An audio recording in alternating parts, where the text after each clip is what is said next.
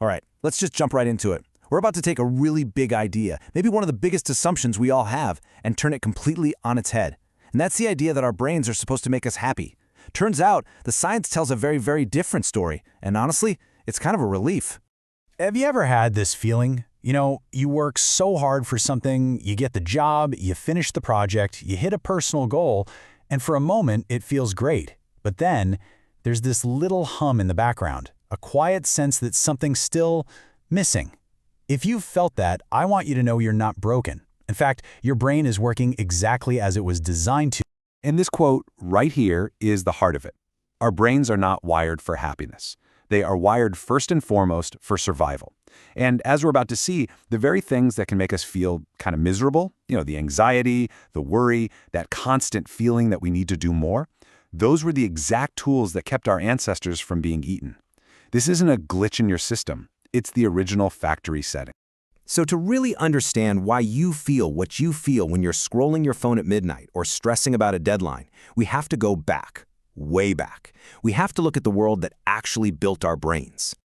Okay, let's try a little thought experiment. Picture two of our early ancestors, let's call them Grog and Thag. Grog is our contented ancestor.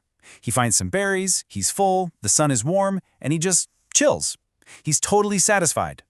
But Thag, he's the dissatisfied ancestor. He eats his berries, but he's already worrying about where the next meal is. He's scanning the trees for predators, thinking about how to build a better shelter. He's never really settled. So, when the saber-toothed tiger shows up, who do you think makes? Exactly. Grog, the happy, relaxed ancestor, he's lunch. Thag, the anxious, vigilant one, he survives and he passes on his genes. So here's the kicker. We are the direct descendants of all the Thags. We inherited their brains that are hardwired to look for problems and to never, ever be fully content. And this idea perfectly explains why we're so prone to anxiety. Think about the smoke detector in your kitchen. It goes off when you're just searing a steak, right? It's annoying. It's a false alarm. But we put up with all those false alarms for one simple reason. We absolutely, 100% do not want it to miss a real fire. Well, your brain's threat detection system works on the exact same principle. It's built to be overly sensitive. This lays out the brutal, simple math that evolution uses. A false positive, you're walking in the woods, you see a stick and jump back thinking it's a snake. What's the cost? A little shot of adrenaline, maybe you feel silly for a second. It's basically zero. But a false negative, thinking a deadly snake is just a harmless stick, the cost there is, well, it's everything. It's catastrophic. Because that one mistake is so final, natural selection built us a brain that screams, snake, all the time, just in case. That's the anxiety you feel. It's your smoke alarm going off for burnt toast. Okay, so evolution explains why we're anxious. But what about that other piece? Why is satisfaction so slippery?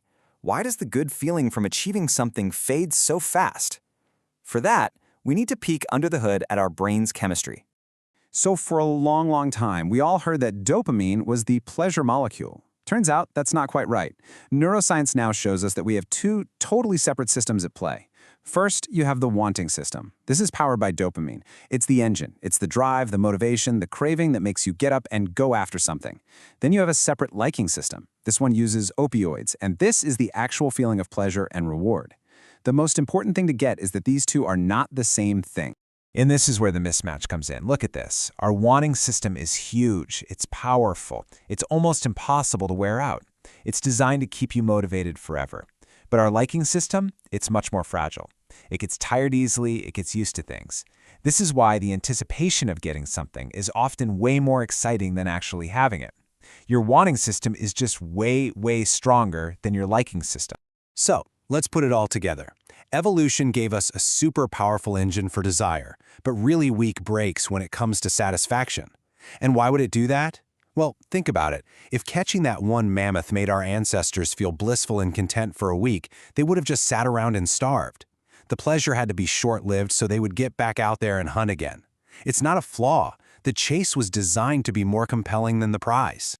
Now, this ancient wiring was an absolute masterpiece for a world of constant danger and scarce resources. But what happens when you take that Stone Age brain and drop it into our modern world of abundance and abstract stress? You get what's called an evolutionary mismatch, and it's at the heart of so many of our modern problems. 94%. Just look at that number for a second. This number reveals something absolutely shocking about how powerful our ancient programming is. especially when it runs into something it never evolved to handle. Yeah, that's the percentage of lab rats who, when given a choice, picked sugar water over cocaine, even when they were already hooked on the drug. That's the power of what scientists call a supernormal stimulus. Our brains evolved to crave sugar because in nature, sweet meant energy-rich fruit, which meant survival. But today's processed food isn't natural. It's engineered to be so intensely sweet that it hijacks that ancient survival circuit more powerfully than a hard drug. All right, here's another number for you, 150. This isn't about food. This number is about the social world that's hardwired into your brain. This is Dunbar's number. The theory is that our brains are built to manage social relationships in a tribe of about 150 people. In that kind of group, you knew where you stood. But today, social media doesn't just put you in a group of 150. It puts you in a group of billions, and it forces you to compare your average Tuesday with someone else's perfectly curated, once-in-a-lifetime highlight reel. Your ancient brain sees this and interprets it as a massive, catastrophic failure in social status, which triggers all those old anxiety circuits. Okay, so our brains are anxious, dissatisfied, mismatched survival machines. I know, that can sound a little bleak, but it's not, because understanding the design specs is the absolute first step to working with your brain instead of constantly fighting against it. We can't trade our brains in for a new model, but we can absolutely learn to drive the one we've got a lot more skillfully. This is a fantastic model that helps us see what's going on. Think of our emotions as being run by three main systems. You've got the threat system, that's the red circle, our smoke detector, which is constantly being set off by modern life.